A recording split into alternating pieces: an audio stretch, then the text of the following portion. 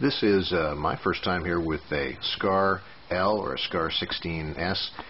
This is the civilian version, obviously, of the SCAR L, the 5.56 caliber version that was going to be acquired in large numbers by U.S. Special Forces Command. They just canceled that contract, so the future of this gun on the military world is unclear, but on the civilian world, rest assured it will be the continued object of lust and desire for a very long time. A little pricey, but those who have them don't seem to mind.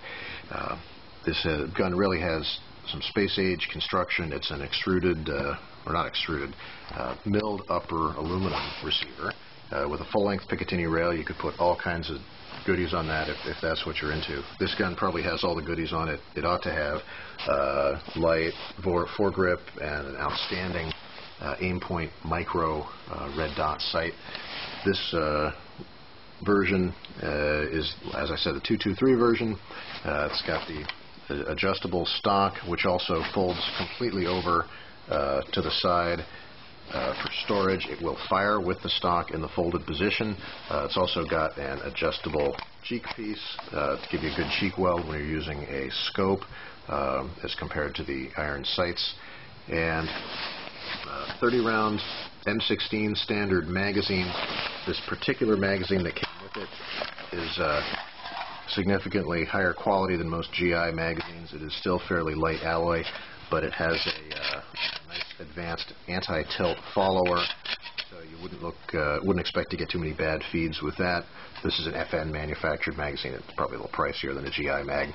Also has this nice enamel, I assume that's something like Duracoating on it, so it matches the rest of the gun. It kind of has a bikini line there where they didn't paint it, where it sticks up in the mag well. Just to show this, it has been safety checked. Hard to see there, but that is an empty chamber. And I will let the bolt go. Now the bolt release on this is, it's not ambidextrous, but it's in the traditional location from an M16 AR-15. Other than the bolt release, all the other controls on this gun can be configured left hand or right hand. The magazine release, traditional right index finger magazine release for you southpaws. It's also mirrored on the left side of the gun. Very cool. And for traditional right-handed shooters, the gun is configured with the safety on the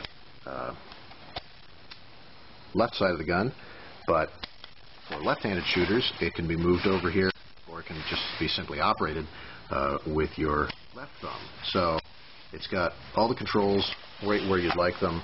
The magazine release, I guess a left-handed shooter would have to tip their hand up a little bit for that. And all these controls are also surrounded by raised plastic moldings, so they don't get snagged. You don't drop your magazine when it hits your belt buckle. The magazine release doesn't get accidentally flipped on the other side. It has this tab here and these wings on the edge of it. The entire lower receiver is a real hard, tough polymer. It's got an M16 style grip.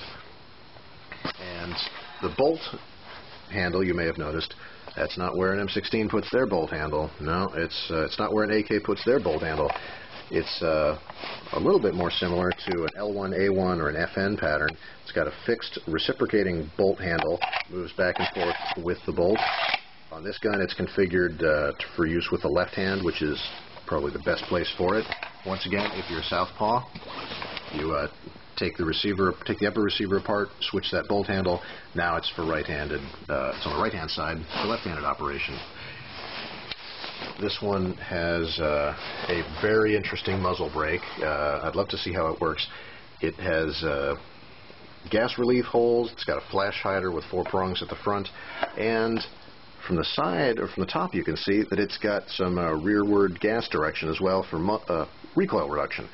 This is a 223. There's probably not going to be a whole lot of recoil, but I am used to 5.56 class guns recoiling next to nothing because I am used to an AK-74, which has an outstanding but very bulky and hard to clean muzzle device on it. This one, well, that might be a little tricky to clean, but maybe with a Q-tip. We'll see how that works. I expect it's going to work just fine. It's got Very nice and pretty precise flip-up front sight here. I'll flip that up. And very nice flip-up rear sight. And what I like about these is they just come up to right where your eye is when you're bringing this gun up to your shoulder. And if you're using a scope, you just you adjust that for the cheek weld. You're good to go. I cannot wait to shoot this. I will be bringing a lot more picture and a lot more videos in a few days after I get to put a few hundred rounds or several hundred rounds through this. I'll talk to you then.